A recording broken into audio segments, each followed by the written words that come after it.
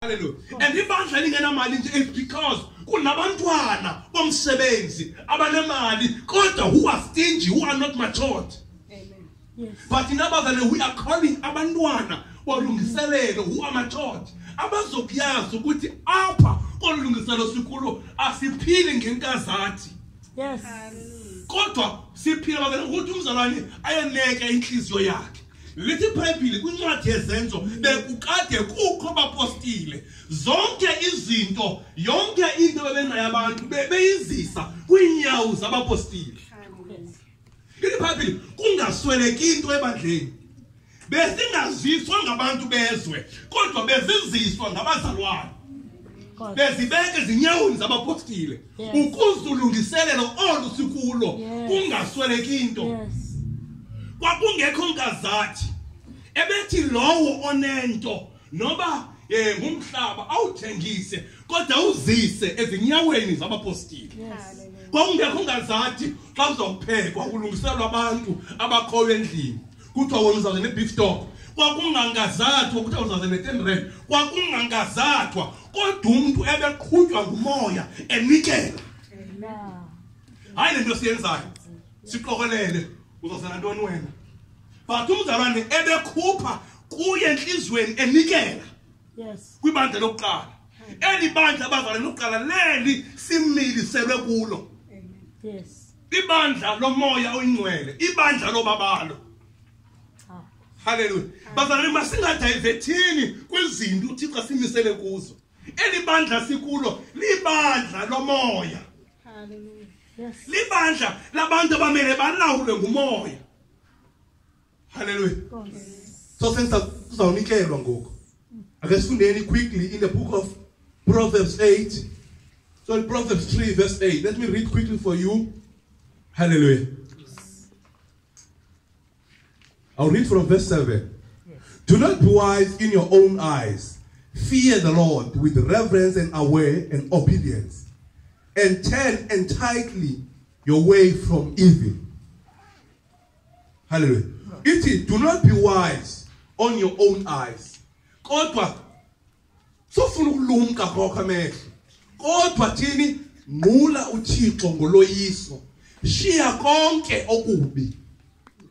Bazalwane akukho ukunqula uThixo ngoloyiko xa umzalwane sahlele bubini. Yes. Ukwayika uThixo iBhayibheli ukuqala ubulumko ukwayika uThixo. So akukho ukukhonza uThixo usahlele ebubini. That's the reality. You are just attending a church service, but you are not worshiping God. Because worshiping God is not about your presence coming to church, but it's about your sacrifice. Ukuzinikela kuThixo. It's about ukuzidevota, uzondlane kuThixo. And xa uzondlala kuThixo uthi ngisondela kuwe, ngisondela kuwe, ngisondela. And usondele kuThixo not ngamazwi, not nge-lip service, kodwa usondele ngomzimba wakho wonke, ngengqondo yakho yonke, ngamandla akho onke. Uyinikela inhliziyo yakho kuThixo uthi ngisondela kuwe, inhliziyo yakho iconnecte, umoya wakho uconnecte, usondele kuThixo ubushiya bonke ububi. Ubushiya bonke ububi.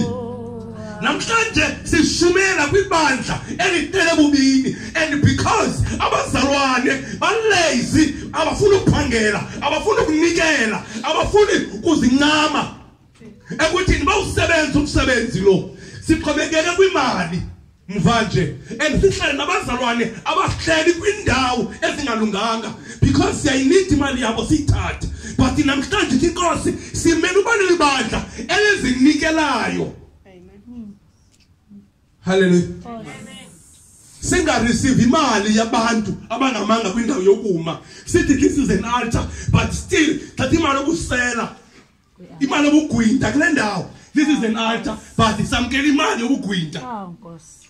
Because mawunganikelanga asoba nayo into. No, singaphela singabi nayo.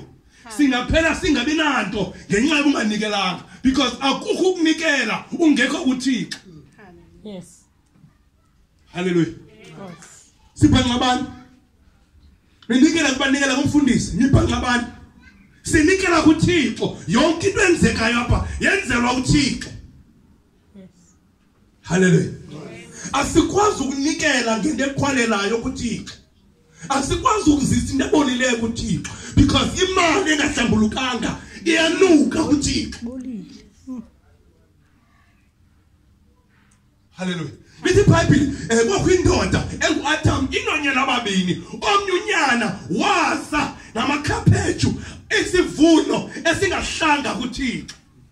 Omnye waza nesivuno nemfuyo eyamkelekileyo kuThixo. iBhayibheli uThixo wawuxhasa umnikelo walo ungalunganga. Kuba zange ube nevumela imandi kuThixo.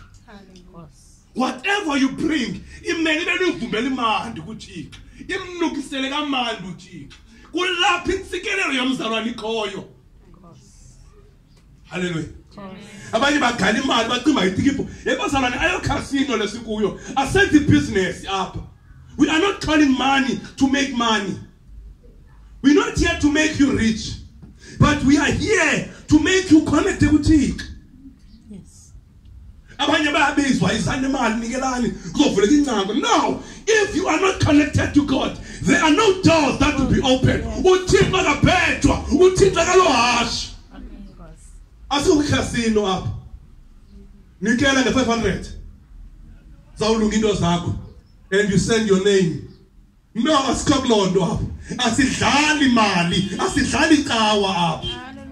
Yes. Alo gambling bazalwane. Hallelujah. Ngiyanivuselela ingezo ndawo. Sisela unqulweni lukaThixo. Xa unikela uyanqula kuThixo. Sele uzokuchayela apha uyanikela kunqulo kuThixo. Awenzele ubone kumfundisi. Sele unikela kumzalwane ngasi ohlala naye okanye omaziyo awenzele ubona lelizwe okanye umfundisi. Singayazi into yoba usinazo unikele kusisiziwe ngeshede. Singayazi lonto because it got nothing to do with us. Uba unikela for thina wayizise kude asifuna ukuyazi ithi iBhayibheli onikela ngakho ngesandla singapha makungaziwa thina singapha. But now sinabazalwane abafuna ukwaziwa ukuthi la nkonzo imile nje ime ngami. Thathi ikhongwane zakho uhambe nazo. Thathi imali yakho uhambe nayo. Hallelujah. Le inkonzo ekaThixo sizawukhonza noma sime phandle kuba umhlaba lo nasibhakaphaka sesikaThixo. Sizawukhonza. Asimanga ngemali zabantu. Asifuni imali zabantu. Kodwa sifuna inhliziyo zabantu ziconnecte kuThixo. Whatever you do, uyenze uconnecte kuThixo. Yes. Kuba yonke into enziwayo ingenziwa iconnecte kuThixo indlalo. Noba into ingangathi inhle kodwa uba ayenzelwa kuThixo. Ayenzelwa Thixo. Abantu bengekho kuThixo indlalo. Hallelujah. So nikela bazalwane. Hallelujah. Inike ngoku uverse 8. Once the summarizer, once you have fixed your eyes on him, once you awuzokushila bongobubi. Uthi verse 8. Xa usawenze yonke lonto, uthi verse 8. It will be health to your body, your marrow and your nerves, your sinews, your muscle and all your inner parts, and a refreshment to your bones. Awusana uyenze yonke lonto iyakuzisa ukuphila kubomi bakho. Thank you, Jesus. Okay, mana verse 8. Nemizimba yethu le ibinokufa wayenza yaphila. Yes. Wakuba uzinikele kuThixo, ubomi bakho bonke umoya wakho will be renewed. Your whole physics will be renewed. That's why ngibona uvilana emhle kangaka. Yes. I believe nangoku wayesezweni wayemhle kodwa akacinga umgqitho wabahlobo sezweni. Mhle kakhulu ngoku because usopa bazalwane. Umuntu sezweni uthi ngohayifakile makeup uboma yay. Ayo makeup make over. Hallelujah. Ayo makeup make over. Kunzima umbilo mntu. Hallelujah. Kodwa umzalwane kuba ebuthixo uba mhle. Glory. Hallelujah. Banomkhitha. Hallelujah. And father salute for the makeups. Hallelujah. Ngiyitsho. Hallelujah. But what I'm saying, umzali uba mhle. Yes. Because uba mhle ngaphakathi. To inside out. Oh, Hallelujah. hallelujah. Ithi ke ngoku verse 9. Yasipha ukubhalele khona abazalwane. Ithi honor the Lord with your wealth and with the first fruit of your crops, your income. Hallelujah. Of course. Then your barns will be abundantly filled, and your vats will overflow with a new wine. My son, do not reject or take lightly the discipline of the Lord. Learn from your mistake and the testing that comes from his correction. True discipline. No discipline, his rebuke. Kafunde bamkhanda se verse 9 and 10 sizonikela. 9 and 10 sizonikela. Wonke abazali abazilungiseleleyo nekuvuma emoyeni wabo banikele ngelixesha bazokunikela. We've got envelopes. Those who wants to give, the purpose of the envelope is for you. Umuntu ucamba kwakho engayazi unikela ngantoni. Asithathi ishumi apha ayonkonzo yeshumi le nkonzo yobabalo. Hallelujah, because ishumi zezomthetho umthetho unesiqalekiso. Hallelujah. Le inkonzo yobabalo. Unikela ngokuqhutshwa inhliziyo. Yes. Ifihlisa ukuthi nikela bayitsho sokunikela. Of course. Hallelujah. We are not here in a scheme to raise money. Are you fundraising lesikuyo up? Oh, of course. I do not take this gospel as a career. Are you career? This is a calling. Yes. Andizakuzophangela apha. Hallelujah. Kodwa ndizokuvakalisa ubumkani bukaThixo. Amen. Hallelujah. It's for you to finance this ministry. Hallelujah. Yes. Hallelujah. This is not an investment. You are financing. Yes. It's not an investment. You're not expecting Yes. 500 rand uzofumana i-120. No, asenzi loo nto apha. No. Yes. Uzawukhonza, uze uthi udinwe because ayizokuzala imali yakho. Asangaqondwa kungumatshonisa lo. Funda mama apha ku-910. Asangakumatshonisa apha. Mzukise uYehova ngobunxwane bakho nangenhlahlela yongeniselo lwakho lonke. Goes. Verse 10. Ozala amaqonga akho bubuninzi nemikhombe yakho yokukhongozela iphuphume iwine entsha. Uzukhumbuleke lento yi-continuation from verse 7 and 8. Ethi shiya konke. Wakube ushiya konke uqale uzukise uThixo. Awukwazi ukungawuba usagcine izinto kodwa uzukise uThixo. No, ayabi njalo bazalwane. Ningamele nganikeli just lenonke ukuba kuzakwenza kanjalo. Hallelujah. Ushiya konke. Hallelujah. The junior Mzinyathi once said this the other day. Wathi unikela ube uqala uzinikele wena ube ngumnikelo kuThixo. Yes. Unikela umnikelo. Yes. Hallelujah. Umzalwane umele ukuzinikela umzalwane. Azinikele kuThixo. What I'm saying is introducing my today's teaching. Yes. Hallelujah. Umzalwane azinikele. Of course.